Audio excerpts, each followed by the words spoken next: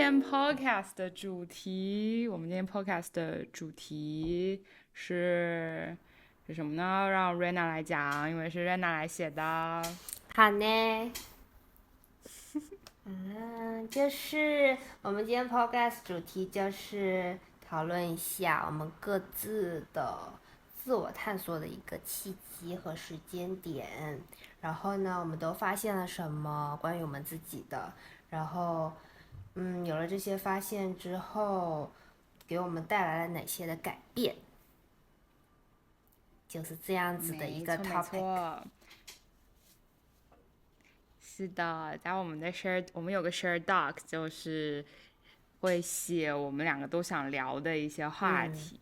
然后我当时看到 Rena 写这个，我就觉得，非常适合我们的第一期。第一期就是应该聊这对啊，个。因为我就感觉我们到了这个年纪嘛，大概29快要30这样一个呀，年纪，然后大家应该都会有相似的这样一种感觉，就会开始说有想说慢慢的去向内探索了，想去了解一下自己想要的到底是什么。然后之前好像是一直呀，是被环境啊，或者是被家人、被其他人有点像推着走这样子一种感觉。然后现在的话，就有一点人生的经历了之后，会有点想要说，哦，那我来看看自己到底是什么样。这就是为什么我想要开始讨论这个 topic 的一个，像是一个小动机。嗯，一个发行。对，对，我看到这个也觉得非常适合我们现在这个时间点来谈。就是虽然我觉得有些人已经开始自我探索比较早，但是到我们这个年纪，其实周围的人很多都有的在寻找别的方向啊，或者是有的在一段旅程当中遇到一些问题，想要再通过这种内观的方式找到自己别的可能性的人也不在少数，就特别是在30岁左右的时间点，所以我感觉从我们自身的经历出发，然后聊一些我们的一些发现，我们的自我探索的旅程，说不定可以给很多就是跟我们有同样的，也不是问题吧，那就是困惑啊，或者同样的这种在探索阶段的朋友一点。就一种陪伴感，就大家都是在一起探索的，对，就没有什么人是孤单的，大家都有一样差不多的困扰，这样就是可能方面不同这样。是的。那我们现在就让 Rena 先开始分好享。呀，耶！耶！我自己首先起先的一个动机应该是工作之后，毕业后开始工作，然后不久就碰到了疫情嘛，然后疫情之后，大家好像生活都进入了一个停滞的状态啊，可能每天就只是在家工作，然后除了这些你也没有办法干什么。然后那个时候就有一点说，对，我好像得去做一些什么的这种感觉。然后我就想说，哦，那要不然开始运动吧。然后运动了之后，我是自己请了一个私教嘛，有跟他一起就是举举铁啊什么的。然后大概过了个4、5个月的时间，我就发现自己的身体有很大的一个变化，就是往好的方向，不管是身形啊，或者是整个的一个体态，或者是怎么样，就感觉变化特别多。然后那之后就好像自己有一种就真正发光了的感觉，因为别人看到你也会说，哦，哇，瑞娜你变了好多啊，就是瘦了那么多，是怎么做到的啊？然后或者是你状态好多啊，是怎么样才能在疫情这种封闭的状态下面，你还能够去坚持做这样一个事情？然后就大家的一个这样的反馈，真的给我一个嗯还蛮大的一个影响的吧，是好的影响了。然后后来我就觉得说，哦，原来我是可以做到这样一件事情的。然后这算是一个让我自己开始自我探索一个契机吧。我会觉得说，就是我原来也是有这种还不错的特质的，有这种能力能够坚持做下来这件事情，就觉得对我还蛮启发的，就让我去想要尝试去自我探索。这是其中的一个，就是运动，然后完全是靠自我意志完成的这一项事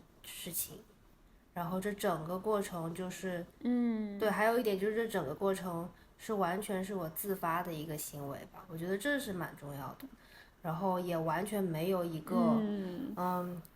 我也完全没有一个 role model 给我去 follow， 我就是觉得是我自己，就是完全是我自己想要去完成的一件事情。然后我有个目标，可能我的目标当时是可能就是很简单，我想要变瘦一点，变苗条一点，仅此而已。或者就是我想要身体更强壮一点，就是这样。然后我觉得这个点提的就是非常好，很健康，因为还挺多人其实他们的发心，我们有说过这个点，就可能有些人 workout 就是只是为了 get laid，或者是他就是有一个非常 specific 的那种 body type，就 which is more 就是 social media 喜欢的那种，然后他们去。也不是说这样不好啦，只是我是觉得你是完全从自身的角度出发，有了这个目标，然后去达成，然后也没有说是要跟谁一样，就这个出发点，我觉得是非常健康的。就是你是一边自己在运动这种更身体上 physical 上的那种探索，然后一边就是就是 reorient 你的那个就运动的目标，就而不是直接拿一个人家的一个可能也不知道会不会适合自己的那种 final result 去做一些就是比较盲目的追逐吧。你是非常以自身出发的，我觉得这一点就还是很 inspiring。对，是的，就是感觉是质的不一样，就是你自发的，然后对比你是想去追逐一个大众的那种审美的那种主流的那种对于健身人士的审美是不太一样的。我觉得给我的收获是完全不一样的。然后就你去做这件事情的时候，那种心态也是完全不一样的。同意。对，你刚刚说到，就是你的这个行动开始的出发点跟appearance 更无关，其实跟你就是像我们就说的这个主题自我探索更有关嘛。我觉得这样很好。因为之前你虽然也很 outdoorsy，就是你从小就很我们是初中同桌啦，所以I know her very well 就是闲不下来了啦，就是一个好动的人。就是以前打羽毛球打得很好，然后也会骑车，也爱户外运动，但是就是像现在你可以参与的这种再难度高一点的徒步啊、桨板啊之类的，就我感觉是你就是通过健身，你对你的身体素养啊、运动能力更有了解之后，你就更 comfortable 去探索这些东西了。所以我感觉这真的非常好，因为这就是也是多打开了很多跟这个世界或者跟不同人群建立联系的途径吧，就是一些 portals， 你可以有更多的场景你可以去探索了。是的，是的，我非常同意。我也就是深深感受到了其中的好处，就是你能够做的事情更多了，然后从中也体会到了各种各样的乐趣，就是每一个运动给你带来的那种收获是完全不一样的，然后也可以认识一些新的朋友啊什么的，就还蛮不错的。对，不同场景、不同人群就是都各有各的意思吧。虽然我不是很爱运动，但 I know 就是运动只是其中一个场景，一种就是认识朋友的方式啦。对。但就不是一件容易的事 ，so I'm very proud. Me too. OK， 那我么接下去对，还有，好的，还有让我开始自我探索的一个契机，更多像是给了我自我探索的勇气吧。就是工作之后认识了这群好朋友，然后，也不一定是工作了，可能也是在平常运动的时候认识的啊，或者是朋友的朋友啊，这样子互相认识的，就是，我就感觉我遇到了一群蛮正能量的人，然后大家都会给我很多很好很好的反馈，然后，嗯，我觉得可能也是因为大家有相似的背景，都是来异国他乡自己生活啊，然后一步步把生活这样建造起来也有关，所以感觉大家共同语言也会比较多。然后像在这种，嗯，通过这种像是，算是一个集体吧，在这种集体里面的一种生活，像这种，一个过程的话，给我还蛮大的一种鼓励作用的，就是能够鼓励我去，发现自己的一些优点呀，然后，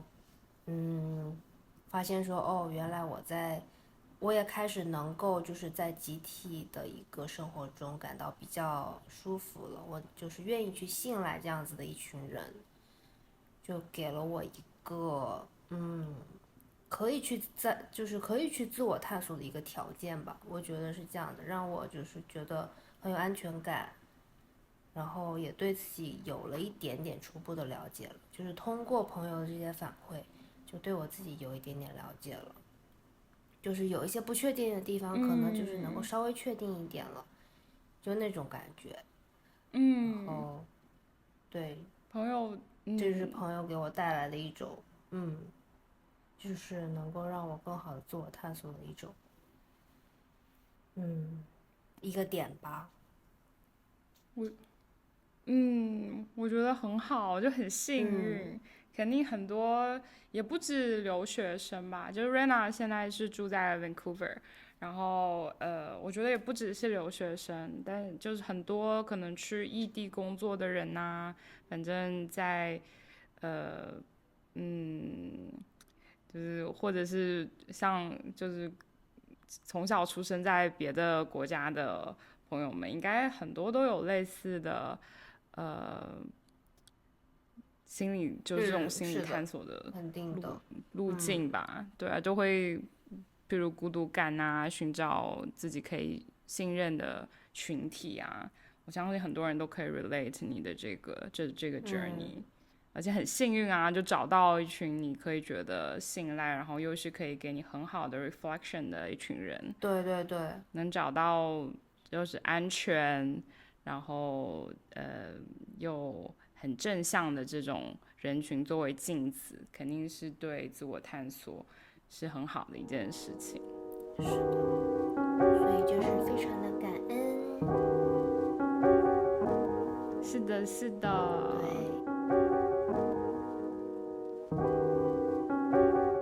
接下来就是我想分享一些我在自我探索的过程中一些比较重要的发现，然后这个发现给我带来了什么样的改变。首先，第一个就是我发现了，vulnerability 绝对不等同于 weakness，这是一个对我来说还比较重要的一个发现。就是我发现我之前在很长的一段时间，就是坚决的不让自己展示我的软弱。我会觉得，我会觉得这是一件很可怕的事情，对我来说，因为，好像就等于说把自己的弱点展示给了别人嘛。然后，所以我经常可能就是用，比如说沉默来掩盖啊，我的一些不安或者是怎么的，就是与其沉默，还不如就是不要说，不要 open up。我觉得那时候，那种方式，这种方式对我来说是一个比较安全的方法。对，然后但是后来就还是就是生活啊，我觉得就是随着年纪，然后生活经历的增长，然后遇见了社会上的一些人，然后一些朋友通过观察他们的一种模式吧，与人交往的一种模式，然后我就渐渐发现，好像大家，就是人有 vulnerability 这件事情是一个很普遍的、很正常的事情，然后展示你的 vulnerability 也是一个非常非常正常的事情。我甚至就是鼓励大家多多展示自己的 vulnerability，就是不要害怕，这是一件完全没有问题的事情。就是也是一个，我就发现这是一个跟外界建立连接的一个蛮重要的方式。嗯，然后对，也是我自己通过了实验，我就感觉也证明了，就是确实是一个，我也不知道，确实是一个建立连接的方法。然后，当你就是勇于展示你自己的 vulnerability 的时候，并不意味着你就是很 weak 啊，或者是怎么样，反而就是能让外界对你有更多的了解，然后给他们了一个了解你的机会之后，你们能够有一个比较健康的一个互动与交流。嗯，同意。是的，就是我觉得这个发现真的非常好。就因为我感觉很多东亚家庭应该都有这样子的问题。就因为我跟瑞娜很小就认识了，就我们对互相家庭的结构跟氛围就比较了解。就我们的家庭的环境里其实还蛮缺少，就是那种就如果你有情绪，然后你去表达，然后其实，在我们的家庭环境里比较少会有那种接住我们的力量，就是基本上就跟大部分东亚家庭都一样啊，就是你哭就是会他们觉得你干嘛哭，哭又不能解决问题，对，然后对，然后或者甚至我想，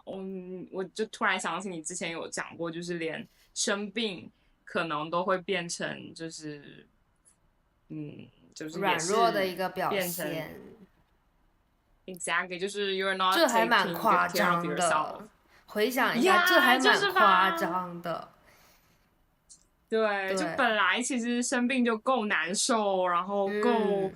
就是很 frustrated，我又要 physically recover，然后我就是 emotionally 有很多事情不能做，又很 anxious，然后又但这个时候很无可能家人助反而的时候，你真的不知道怎么办。呀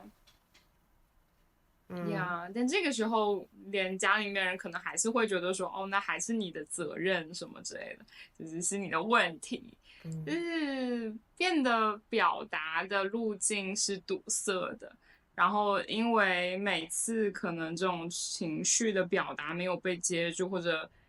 其实就像落进那种呃水潭里，就扑通一声，然后就再也没有回响，之后你就会变得说，哦，那我下次也不要说了，就嗯我下次就是像你说的沉默以对，会不会就因为反正也没人接住我的情绪啊，那我为什么要表达？就很容易会变成这样。就我们成长过程当中，好像有段时间都变成了这样，就是变得，嗯，像你说的，会隐藏自己的 vulnerability，然后会刻意的，就是让自己看上去很 tough，好像可以解决一切的事情，which 就是一个 illusion，就是不懂在表演什么东西，对，就是对。但我相信很多人都会有这样子的问题吧，就是嗯，总是尝试表演一个更情绪上比较麻木，然后看上去情绪自以为稳定的比较 tough 呀，就的加引号人，情绪稳定的样对子。对对，是的，有时候也对我是觉得，感觉你这个发现，嗯，不想给别人带来麻烦，或者是怎么样，就是麻烦别人，就会去害怕麻烦别人呢，或者是怎么样的，也会有这种想哦法，true，在。这个我到现在也还是会有对，一点。就像你说的，刚刚那个生病那个点，就是有点像在我要麻烦家人来照顾我，然后对，就自己的弱小是不是给人家带来了麻烦啊？就是别人要来特别关注你啊，或者是怎么样？嗯，这但这个其实就是一个非常平常又健康的事情，就大家在遇到困难的时候互相依赖、互相帮忙，其实是一个，是一个，才是人家走进你的那扇门吧，是一个就是你的很正脆弱才是常的人家靠互动，近的。对，是一个很正是的，常的互动。就是而且也让人家有像你说的，就靠近你的契机跟空间嘛。嗯，就是大家 bond over vulnerability 这个东西其实才是你们真正开始对话的那个契机。对，是这样子的。嗯，这也就引出我下一点，就是嗯嗯，看看是不是下一点啊？其实是下一点，对。OK，我可那你要先以把说第三点吗？我可以把还是第三点你要放到前面说，就是就是关于自己的 OK？需求的这一点，就是嗯哼，刚刚不是说总怕麻烦别人吗？然后我就发现，嗯，就发现自己之前一直都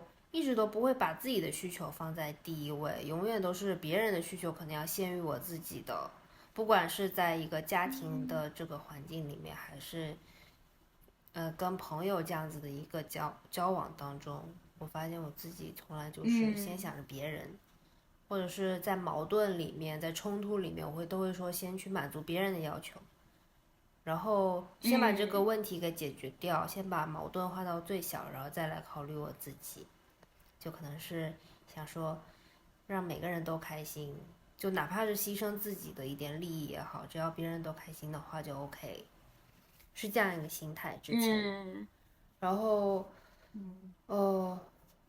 也是感觉那样子才能实现自己的价值吧，有一点那种心态在。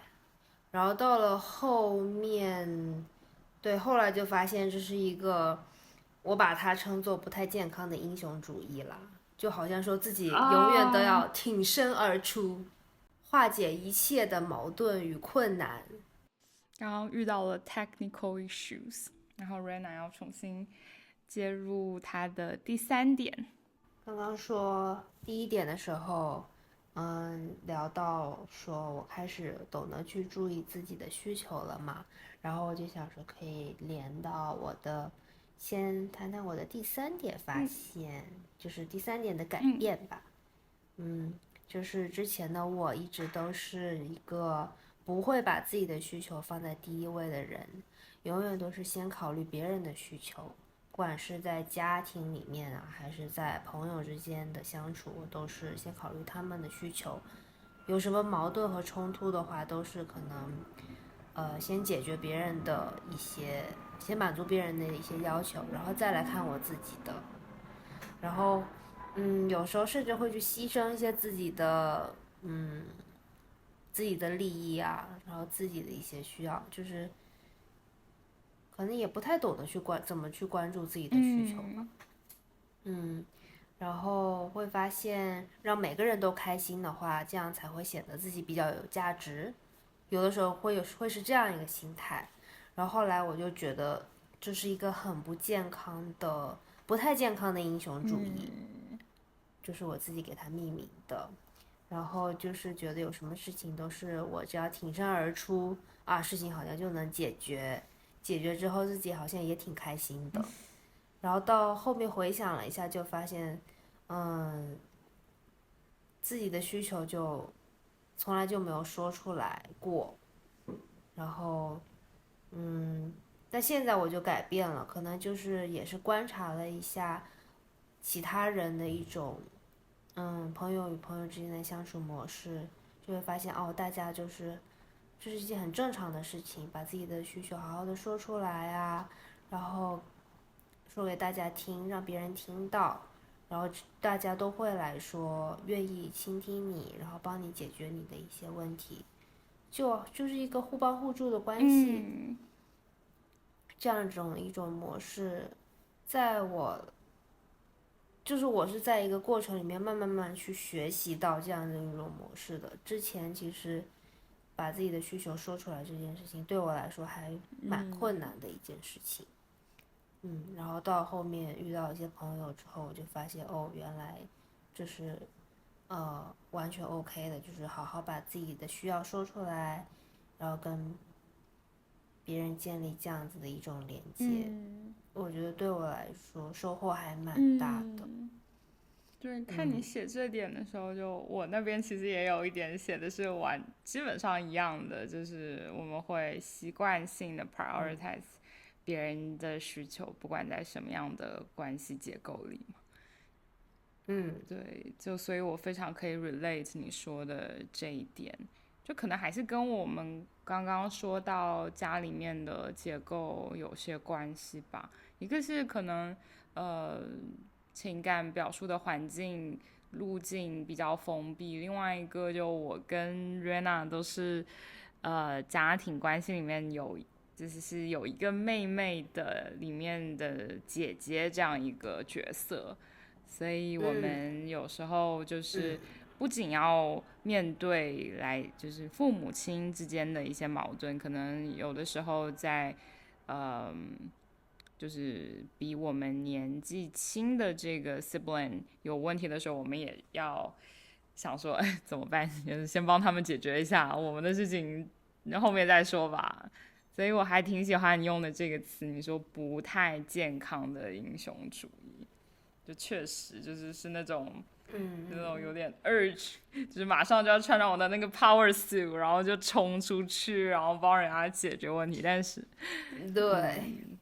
但实际上真的是这样子的，但确实很不健康，就是长久下来就是会丧失一个正常的，也不是正常的，但就是更为健康的情感表述的机制吧。就我们自己会下意识的就把自己的顺位往后移了，但对对对，有时候会觉得这样子才是比较强大嘛，后来才发现其实也并不是这样子的。觉得能够好好的把自己的需求说出来，也是一种能力，我觉得是这当然，样子。而且 it takes practice，就你不是一天两天就能说出来，所以我还觉得你还是很幸运，就找到了你觉得很信任的人啊，可以去分享这些，因为你也是那个集体的一部分，你的需求也是集体应该去考虑的需求，然后你可以在这样一个比较安全的环境里面去练习怎么表达自己的需求，我觉得这是很好的事情。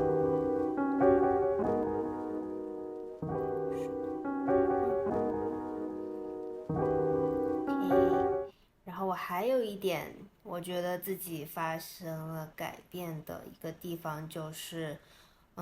我曾经是一个，但现在还有一点了，就是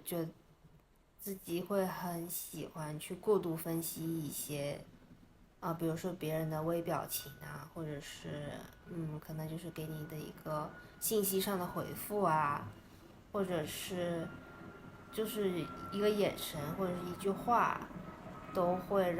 有可能会让我陷入一个内耗的状态，就是会去过度分析别人，过度解读，过度分析别人对我的一个反馈，然后而且这种分析的方向往往都是朝负面的方向去发展的。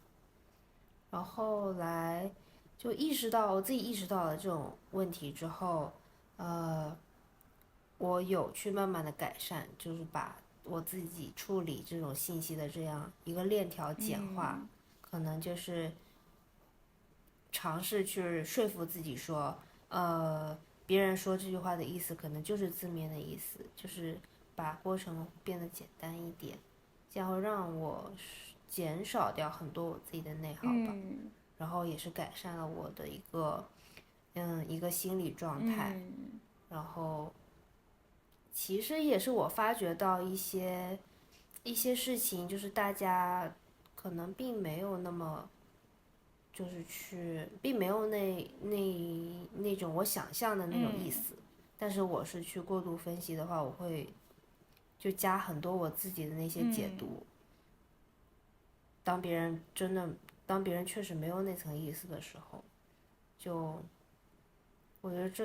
这个发现对我来说还蛮重大的。后来我自己的一个方法就是解决这个问题的方法之一就是告诉我自己说，并没有那么重要，就是我在别人的心里可能并没有那么重要，就是可能别人就是很多朋友啊，就是他就是正常的回复信息啊，或者是怎么样，我可能就是那一小个朋友而已。我这是我的应对的一个方法了，我觉得还蛮有效的。我觉得你刚刚说到，但确实是这样子吧，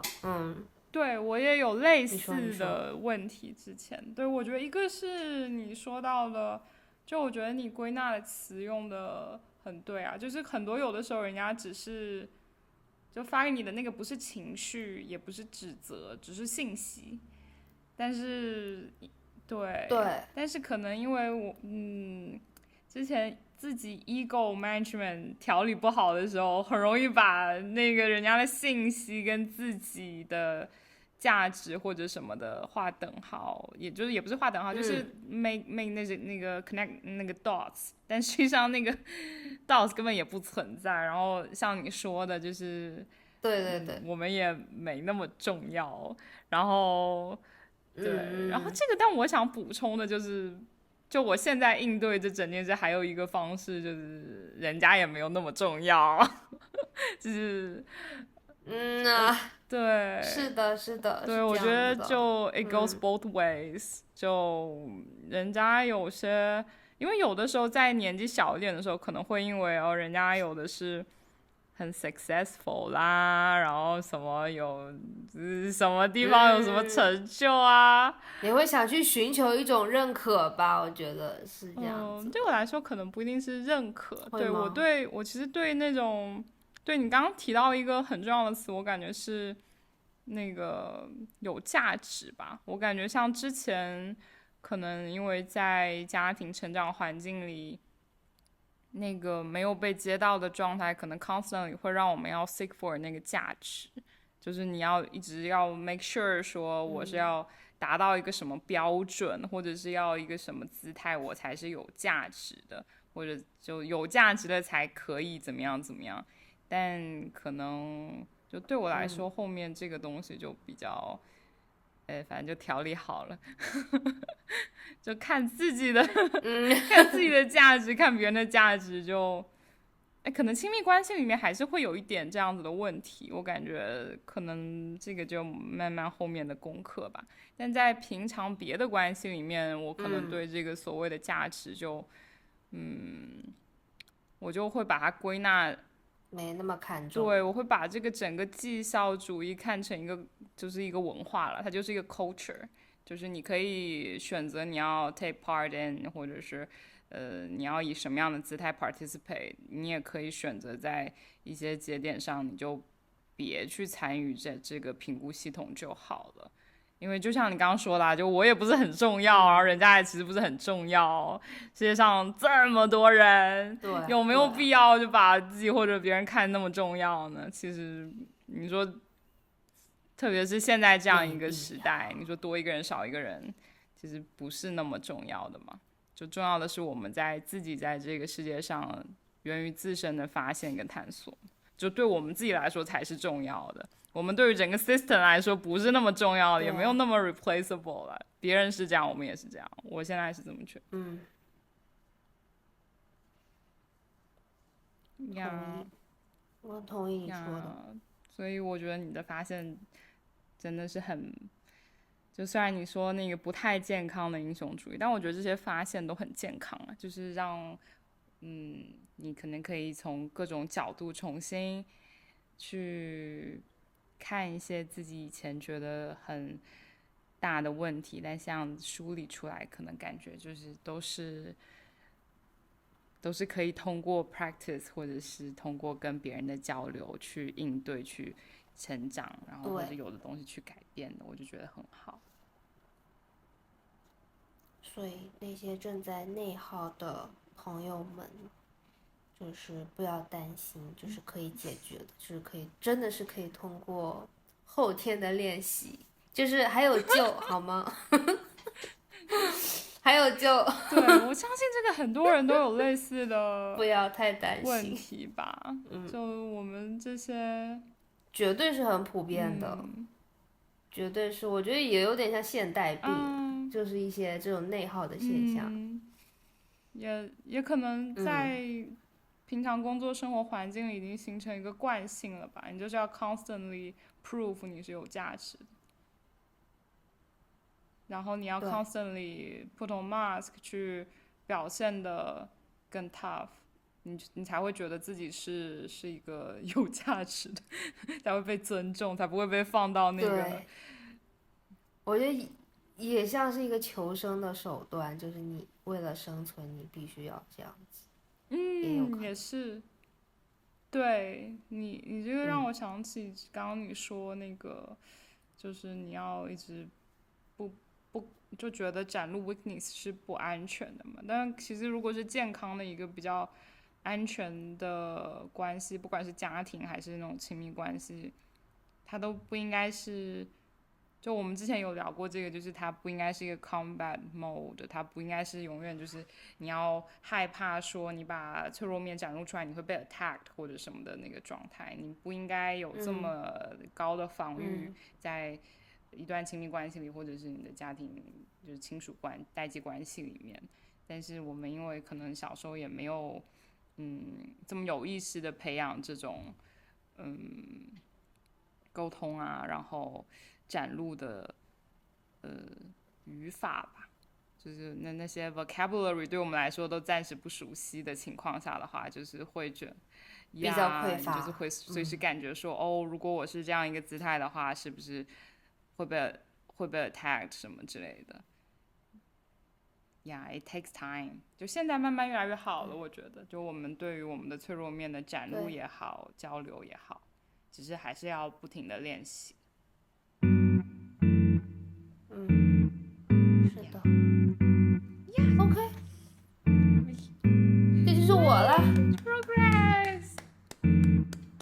耶！Lena 的大发现。